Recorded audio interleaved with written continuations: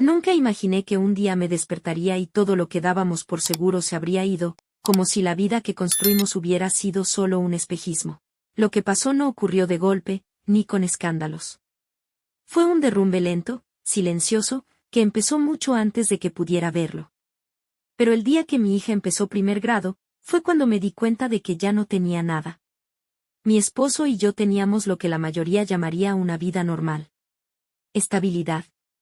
Una casa modesta, algunas cuentas que pagar, y una hija que era, sin exagerar, la alegría de los dos. Siempre fuimos cuidadosos con el dinero. Teníamos un fondo fiduciario para ella, algo que sus abuelos iniciaron cuando nació, y que fuimos alimentando con esfuerzo. No era una fortuna, pero sí lo suficiente como para asegurarle una educación sin preocupaciones. Cuando cumplió 7 años, entró a primer grado. Recuerdo esa mañana porque la preparé con esmero, aunque mi cabeza no estuviera del todo en su sitio. Le trencé el cabello, le puse su uniforme planchado y la mochila nueva que había elegido con su papá. Ella iba radiante, emocionada, repitiendo que ya no era de jardín, que ahora era una niña grande. Me sonrió con orgullo, y yo me obligué a devolverle esa sonrisa. Pero por dentro, me sentía vacía. Él no estaba. La noche anterior me había dicho que saldría por unos días a aclarar ideas. Llevaba semanas distante, nervioso, con respuestas cortas y llamadas que atendía a escondidas. Yo, tonta, pensé que era el estrés del trabajo o alguna preocupación económica que no quería compartir conmigo. Pero cuando no volvió en toda la semana, y tampoco contestó mis mensajes, supe que aquello no era solo un impulso. Fue el banco quien me confirmó lo que ya sospechaba. El fondo fiduciario de mi hija había sido vaciado. La cuenta conjunta, también. Todo lo que teníamos para ella, para su futuro, lo había tomado sin decir palabra. Y no solo se había ido, se había fugado con otra mujer. Una que, según entendí más tarde, conoció en uno de esos cursos de liderazgo emocional, a los que empezó a asistir cuando decía sentirse estancado. La traición no fue solo amorosa, ni siquiera principalmente eso. Fue una traición al proyecto de vida, a la promesa de familia, al pacto silencioso de proteger a nuestra hija por encima de todo. Lo que más me dolió no fue que se fuera con otra. Fue que pudiera mirar a su hija a los ojos, prometerle un futuro, y luego arrancárselo sin remordimiento. Esa mañana, cuando la dejé en la puerta de la escuela, vi cómo entraba sonriendo, saludando a todos. Y ahí me quebré. No lloré como en las películas, no grité ni me desplomé. Solo me apoyé un segundo contra el portón, como quien se sostiene para no desmoronarse. Porque ahí entendí que ahora estaba sola. Y que no podía permitirme el lujo de caer. Durante días no dije nada.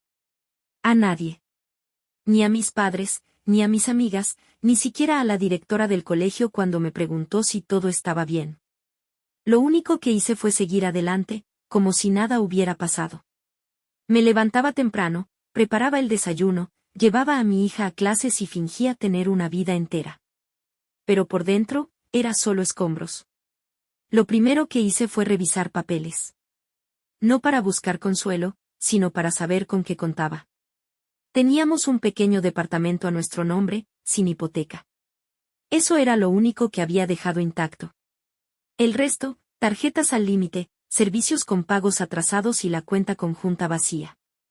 Incluso vendió el coche sin decírmelo. El coche que usábamos para llevar a nuestra hija al pediatra, a natación, a visitar a los abuelos. Un abogado, recomendado por una amiga, me explicó que, legalmente, había poco que hacer. Al ser él también beneficiario del fideicomiso, no podía denunciarlo como robo.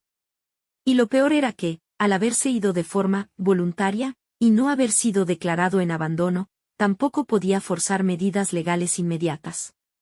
Solo podía iniciar un proceso de divorcio, pedir la custodia completa y esperar. Va a tomar tiempo, me dijo. Pero si te mantienes firme, va a salir bien. Asentí. No tenía otra opción. Mi hija, en su inocencia, seguía hablando de él. Papá me vendrá a buscar el viernes. Le muestro mi dibujo por videollamada. Y yo, tragándome la angustia, le inventaba excusas suaves. No quería que aprendiera el rencor desde tan temprano. Pero cada noche, cuando se dormía, me quedaba en la cocina repasando números y respirando hondo, como quien intenta no ahogarse en aire seco. Lo llamé solo una vez. Quería escucharlo, confirmar que no era una pesadilla. Atendió. Se oía relajado, con un tono casi de culpa fingida. No puedo hablar mucho, me dijo. Estoy en un retiro. ¿Dónde estás? ¿Por qué hiciste esto? Necesitaba salir.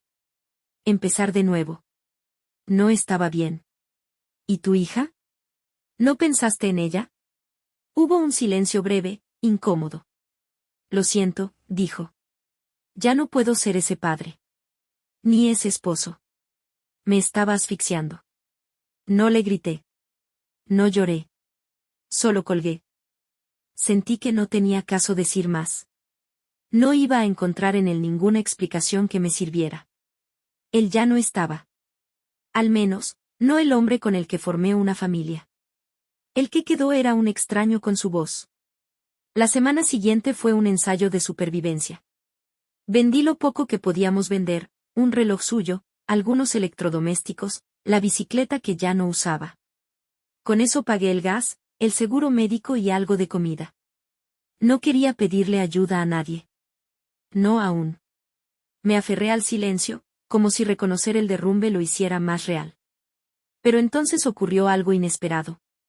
Un sábado por la mañana, mientras lavaba ropa, mi hija se acercó con un dibujo. Era ella en el colegio, con una nube encima y un arco iris detrás.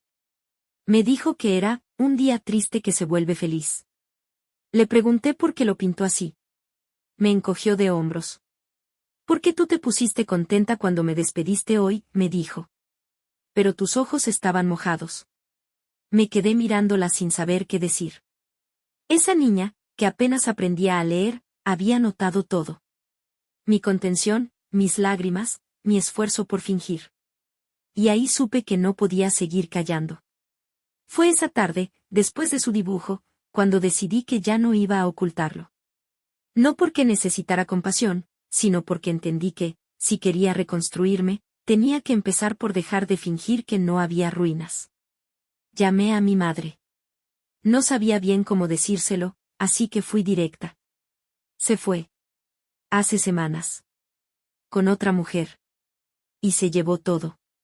El silencio del otro lado fue largo, tan largo que llegué a pensar que la llamada se había cortado. Finalmente, escuché su voz. ¿Qué? ¿Cómo que se fue? Me tembló la mano. Pero no me quebré.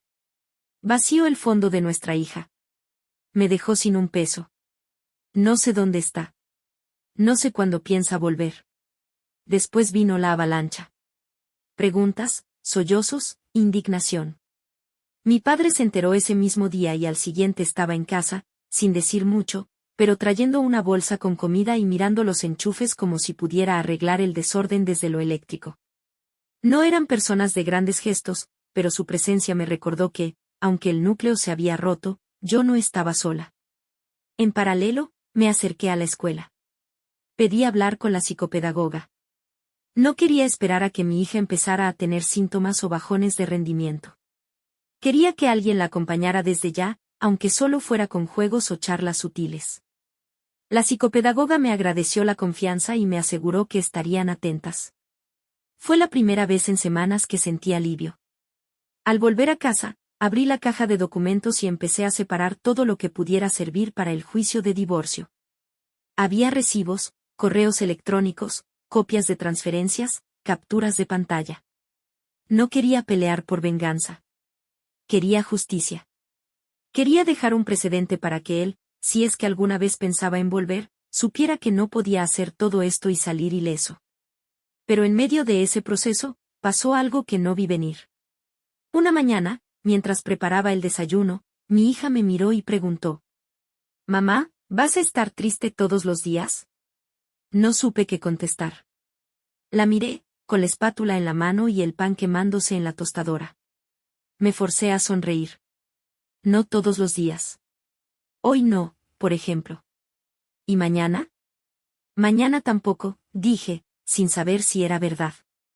Vamos a estar bien. Esa frase, tan usada, tan vacía a veces, se me quedó pegada como un ancla. Vamos a estar bien.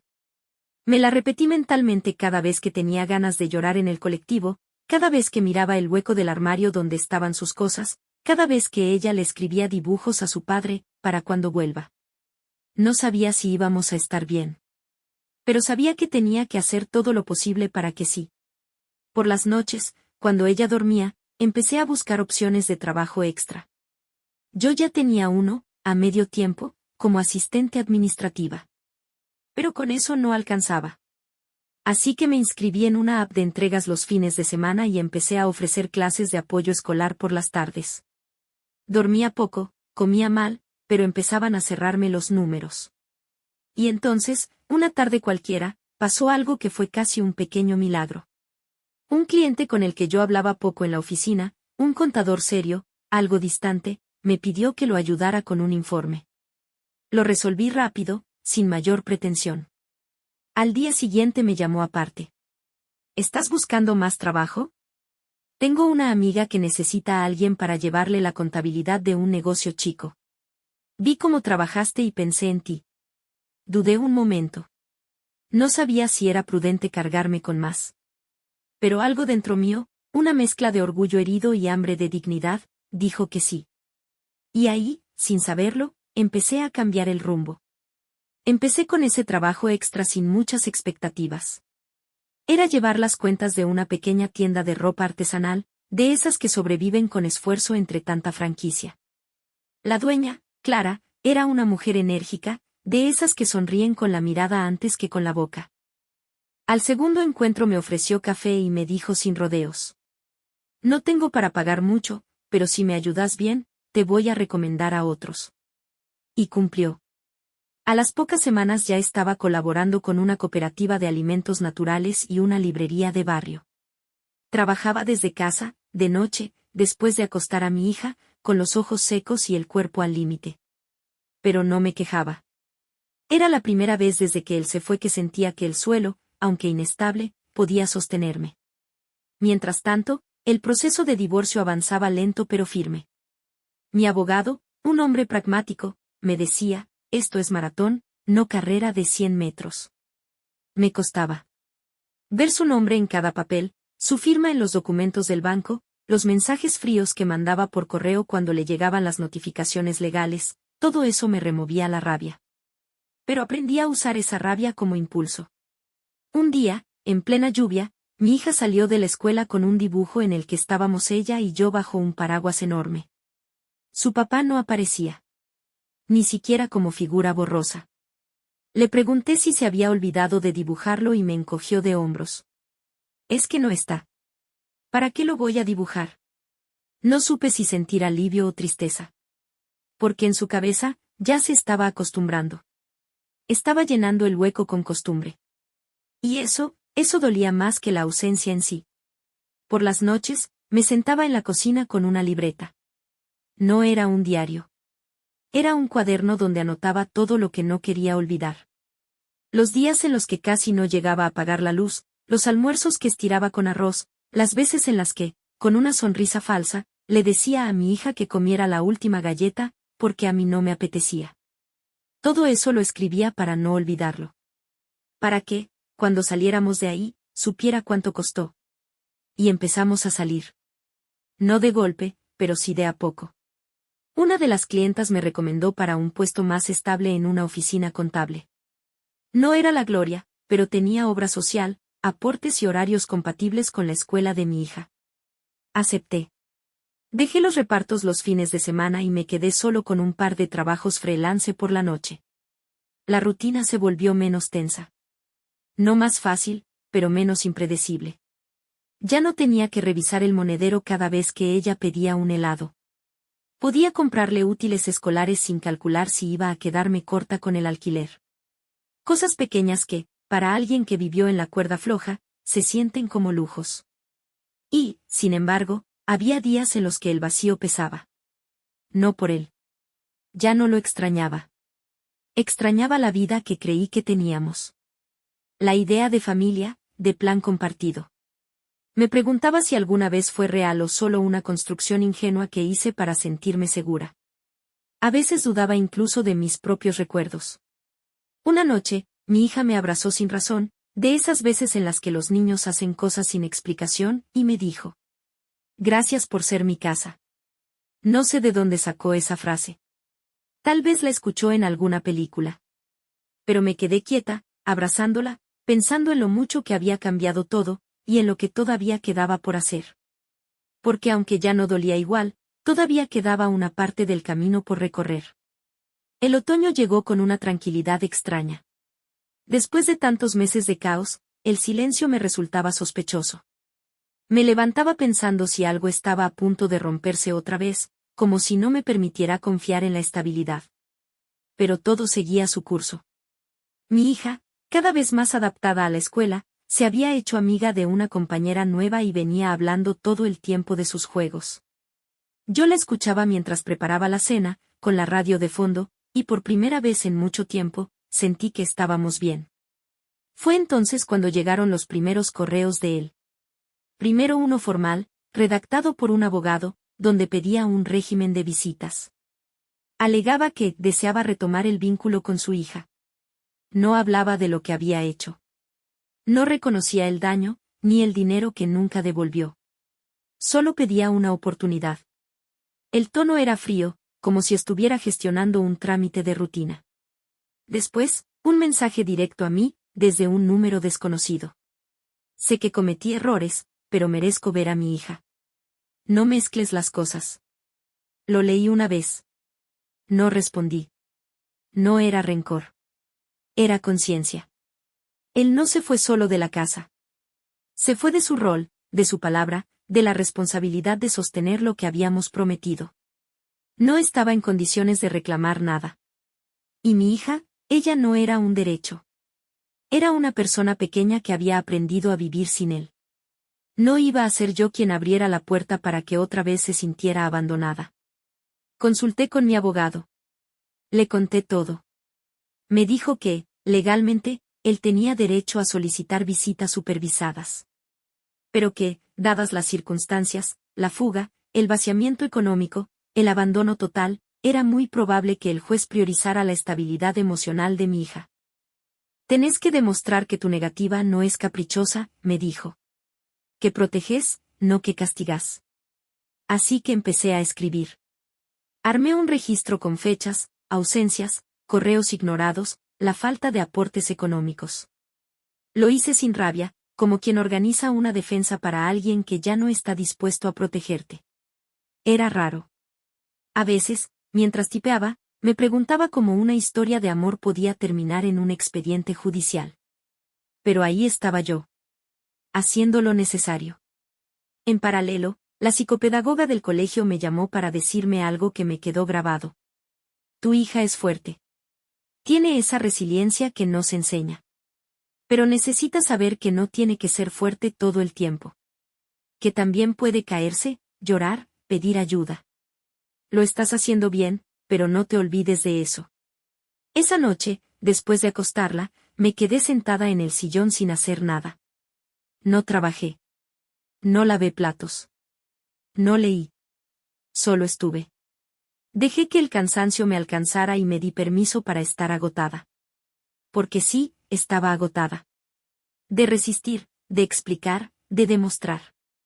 Y al día siguiente, con ese mismo cansancio, me presenté en el juzgado para responder la solicitud de visitas. Con la frente alta. No como víctima. Como madre. Como mujer que eligió el camino más difícil, pero el más digno. Cuando llegué a casa, mi hija me recibió con un dibujo. Era un corazón con dos figuras dentro.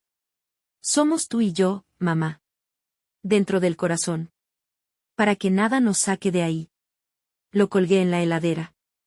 Y me prometí, una vez más, que haría todo lo posible para mantenerla ahí, a salvo. Incluso si el resto del mundo no entendía lo que nos había costado construir eso. El día de la audiencia llegó frío y gris. Me presenté con mi abogado, bien temprano, con todos los documentos en orden. Él también estaba allí. No me miró. Se sentó unos asientos más allá, con su abogado, luciendo prolijo, como quien intenta dar una buena impresión. Fue la primera vez que lo vi desde que se fue. No sentí nada. Ni bronca ni tristeza. Solo una lejanía absoluta. Como si fuera un personaje de otra vida. Durante la audiencia, habló poco. Su abogado insistió en que no había intención de daño, que la separación fue difícil, que él había cometido errores pero estaba dispuesto a enmendarlos. Yo no interrumpí.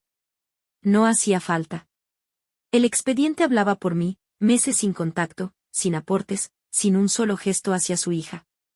Cuando fue mi turno, hablé con calma. No dramatizando, solo relatando hechos.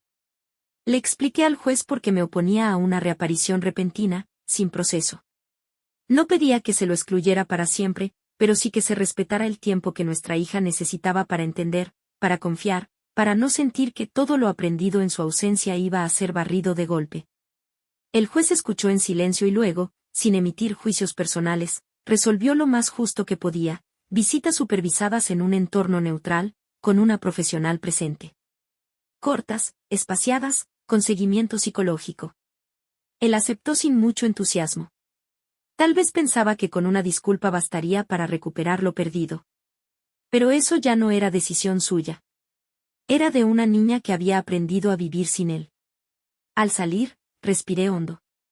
No por alivio, sino por cierre. Sabía que no era el final definitivo, pero sí el fin de la parte más difícil. La parte en la que me preguntaba si estaba haciendo lo correcto, si estaba siendo injusta. Ese día entendí que proteger no siempre es evitar el dolor, sino evitar que se repita sin sentido. Esa noche no trabajé. Puse una película vieja, hicimos pochoclos y nos acostamos juntas en el sillón. Ella se quedó dormida en mi pecho antes de que terminara. La miré largo rato, con esa mezcla de ternura y cansancio que solo una madre conoce. Pensé en todo lo que habíamos atravesado. En lo que nunca imaginé soportar. En lo que, sin saber cómo, habíamos logrado sostener. Y entonces, casi sin querer, volví a esa frase que me dijo semanas atrás. Gracias por ser mi casa. Sí. Eso era. Yo era su casa. Y, de a poco, estaba empezando a ser también la mía. Porque aunque no todo se repara, aunque algunas traiciones dejan marcas que no desaparecen, también es cierto que con cada día vivido con honestidad, una va reconstruyendo su propio suelo. Paso a paso. Sola al principio. Acompañada después. Pero siempre avanzando. Y en ese avance, encontré algo que no esperaba, no una revancha, no una victoria, sino paz.